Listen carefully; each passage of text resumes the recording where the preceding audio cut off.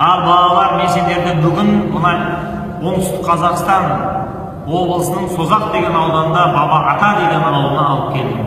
Жаңа өздері көрді, міне Баба атамыздың басына кіріп, Құран оқып, дұға бағыштап, енді бұл кісі кім, қандай бізге қатысы бар деген кезде, кейін сендер есейген кезде өздеріңе сұрақ қоясыңдар. Бұл біздің қазақ халқы қайдан мұсылман болды, біз осында Құранға, хадиске қайдан сауатты болдық, ең бірінші кім үйретті бұны бізге деген. Оны мына ғылымда ілімнің антологиясы. Антологиясы деген түпкі негізі, түпкі қайнар бұлағы деген сөз.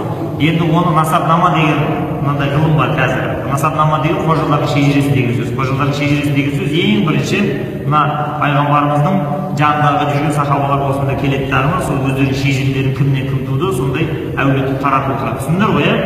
Сол енді жаңа насабнаманы бүйтіп ақтарып қарайтын болсаңдар, кәдімгі тарихи тұлға өмірде болған адамдар, соның ең түбінде осы Ысқақ баб деген аталары тұрады. Енді бұл кісінің аталарында өз кезінде елді билеген, Шамда сондай өте дәулетті кісілер болған дейді. Бұл кісінің өзінің бала шағасы да үлкен, сондай елді андай жақсылыққа, игілікке тәрбиелеген, осы өркениетке жалғаған деп айтады. Енді біздің осы қазақ даласына алғаш рет 8-9 ғасырда келген кезде ағайынды 3 жігіт болып дейді. Бұл кісінің 2 туған ағасы болған.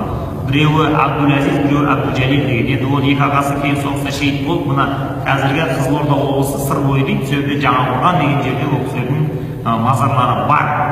Енді олар енді жағдай сол жаңағы айқас тартыс енді ол кезде қазіргі дүниені соғыс болып отырады ғой, сол сияқты сонда неше түрлі соғыстар шайқастар болған кезде 2 ағасы өліп кетті дейді.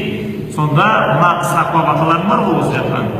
Ең бірінші айтқан адам, ей болды, бұдан былай адамдарды жақсылыққа шақырғанда, Құранға шақырған кезде, пайғамбардың сүннетіне шақырған кезде, қинауға, зорлауға, үгітуге, қорқытуға, қылышпен басын шабуға, соғыспен алуға болмайды.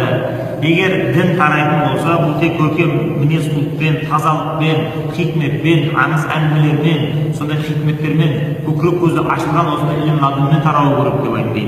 Содан бастап болды, енді соғыс тоқтатылады. Тек қана медресе ашып, балдарды осындай игілікке тәрбиелейміз дейді.